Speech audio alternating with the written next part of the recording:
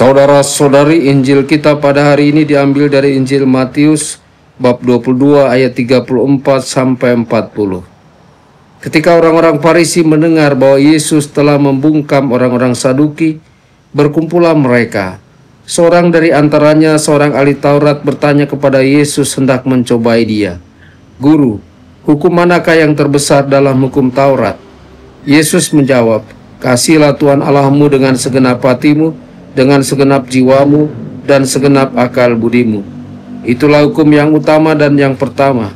Dan hukum yang kedua yang sama dengan itu ialah, kasihilah sesamamu manusia seperti dirimu sendiri.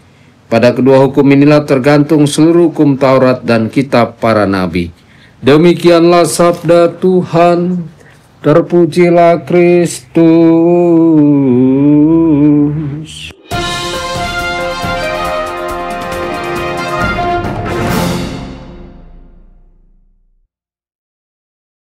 Dalam nama Bapa dan Putra dan Roh Kudus, amin. Saudara dan saudari terkasih dimanapun Anda berada, jumpa lagi dengan saya Romo Tedens dalam saluran Warta Kabar Sukacita.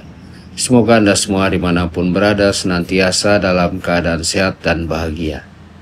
Saudara-saudari, hari ini Yesus merangkum seluruh hukum Taurat dan kitab para nabi dalam dua perintah yang sederhana namun mendalam.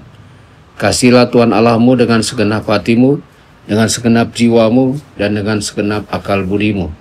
Dan kasihilah sesamamu manusia seperti dirimu sendiri.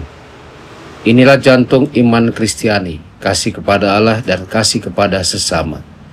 Mengasihi Tuhan berarti menjadikan Dia pusat segala keputusan dan pilihan kita. Seperti seorang suami atau istri yang selalu mempertimbangkan pasangannya sebelum mengambil keputusan penting. Kita pun dipanggil untuk menempatkan Allah lebih dulu di atas segala hal lainnya, pekerjaan, harta, bahkan relasi sosial. Kita bertanya, sudahkah kita berkonsultasi dengan Tuhan sebelum melangkah? Sudahkah kita bertanya dalam doa, "Tuhan, apa kehendak?" Tuhan selalu siap mendengarkan dan membimbing. Mengasihi Dia berarti percaya pada kehendaknya dan menghormatinya dalam segala hal. Yesus selalu menambahkan, "Kasihilah sesamamu seperti dirimu sendiri." Perintah ini menantang tetapi juga menghidupkan. Kasih sejati bukan perasaan tetapi keputusan dan aksi. Bahkan tindakan kecil bisa menjadi wujud cinta besar, mendengarkan, membantu, dan hadir. Seorang wanita pernah merasa keberatan membantu temannya yang sakit. Namun ketika ia berkorban waktu untuk menolong, hidupnya justru diperkaya. Itulah rahasia kasih. Semakin kita memberi, semakin hati kita dipenuhi. Bayangkan jika para pemimpin politik, sosial, dan budaya berlandaskan kasih bukan kepentingan diri sendiri. Santa Teresa dari Kalkuta mampu meluluhkan banyak pemimpin dunia bukan lewat kekuatan politik, tetapi lewat kasihnya yang tanpa pamrih kepada orang miskin dan sekarat. Kasih sejati adalah bahasa universal, ia dimengerti semua orang dan menembus segala batas.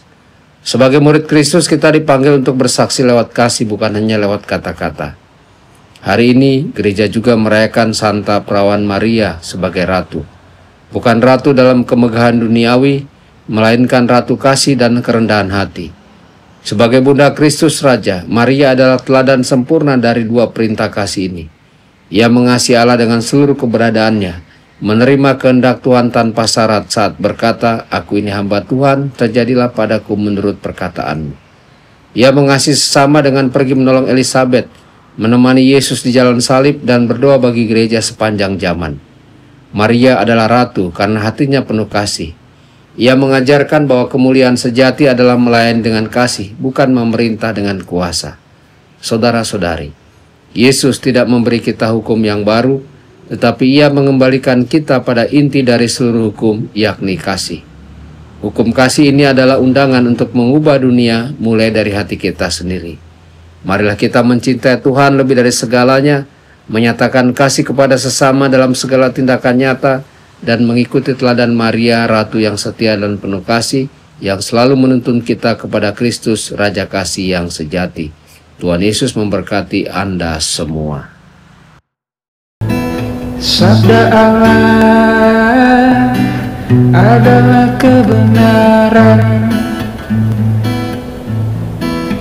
Sabda Allah adalah kehidupan. Mari kita mencintainya, mari kita menghayatinya. Ya Tuhan yang ku muliakan, sabda